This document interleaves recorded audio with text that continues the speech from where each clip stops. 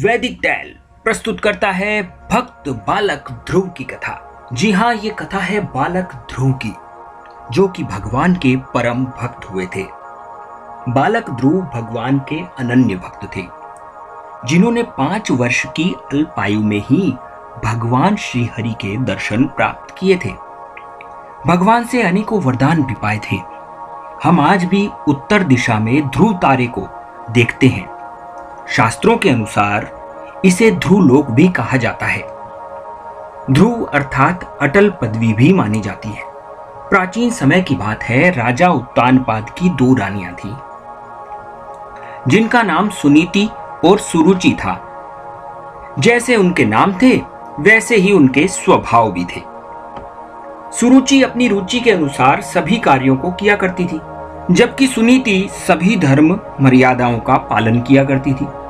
परंतु राजा सुरुचि की सुंदरता पर मोहित थे। दोनों रानियों को एक एक पुत्र थे। रानी सुरुचि के पुत्र का नाम उत्तम और रानी सुनीति के पुत्र का नाम ध्रुव था। एक बार राजा अपने सिंहासन पर विराजमान थे। तभी बालक ध्रुव खेलते खेलते राजा के पास पहुंचा और राजा की गोद में बैठने के लिए जिद करने लगा। अपने नन्हे बालक को समीप देखकर राजा ने प्रेम से उसे उठाकर गोद में बिठा लिया। परंतु जब रानी सुरुचि ने यह देखा तो जलन के कारण उनसे सहन न हो सका कि मेरी सौत का बेटा राजा की गोद में कैसे बैठ गया। रानी सुरुचि ने क्रोध और ईर्ष्या से भरकर उस बालक को उतारकर नीचे फेंक दिया और अपने पुत्र उत्तम को राजा की गोद में बिठा दिया। पत्नी मोह से बंधे राजा भी मूक दर्शक बनकर यह अन्याय देखते रहे। रानी सुरुचि ने व्यंग कसते हुए बोला कि यदि तुझे राजा की गोद चाहिए तो पहले मेरी कोख से जन्म लेना पड़ेगा। अब 5 वर्ष के अबोध बालक को क्या पता था कि राज्य का लोभ क्या होता है और ईर्ष्या क्या होती है। किस कारणवश मेरी सौतेली मां ने मुझे पिता की गोद से उतार फेंका, ये उसकी समझ में न आया। वह बालक रोता हुआ अपनी माता सुनीति के पास पहुंचा। जब माता सुनीति को सब पता चला तो उन्होंने अपने पुत्र ध्रुव को समझाया कि हे मेरे बेटे, तू क्यों इस नश्वर संसार के लिए रोता है। ये सभी पद तो नाशवान है, एक ना एक दिन तो सभी नष्ट हो जाएंगे। तुझे तो शाश्वत पद पाना चाहिए, अटल पद प्राप्त करना चाहिए, तुझे ईश्वर प्राप्ति करनी चाहिए। बालक बोला, माता, ऐसा कौन सा पद है जिसे मुझे पाना चाहिए। माता सुनीति ने कहा कि बेटा, ऐसा पद भगवान विष्णु की भक्ति से ही प्राप्त हो सकता है। उसके लिए तुम्हें तप करना होगा। भगवान की आराधना व उनके वरदान से ही वो अटल पद पाया जा सकता है।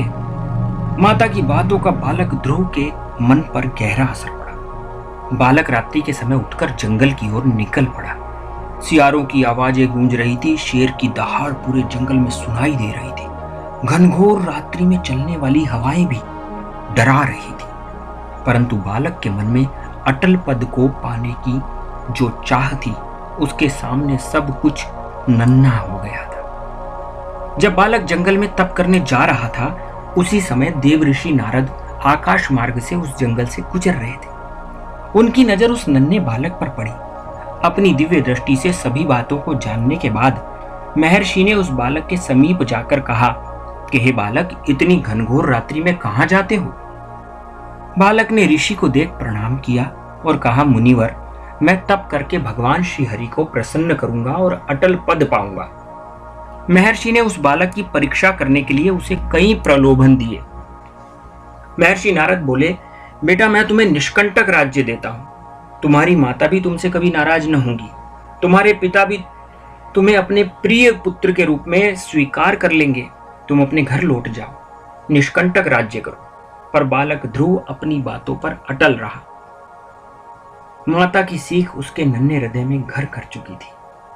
उस बालक ने नम्रता पूर्वक हाथ जोड़कर देवऋषि नारद से कहा, मुनिवर, मुझे इस नश्वर संसार का कोई भी पद नहीं चाहिए, क्योंकि ये कोई भी पद स्थायी नहीं है कि एक ना एक दिन तो छोड़कर मर ही जाना है। ये पद कभी भी नाश हो सकते हैं। मैं तो उस परम पद को पाऊंगा जो अविनाशी है। बालक की ऐसी श्रेष्ठ बातों को सुनकर देव ऋषि प्रसन्न हुए। उन्होंने बालक को भगवान नाम मंत्र की दीक्षा प्रदान करी।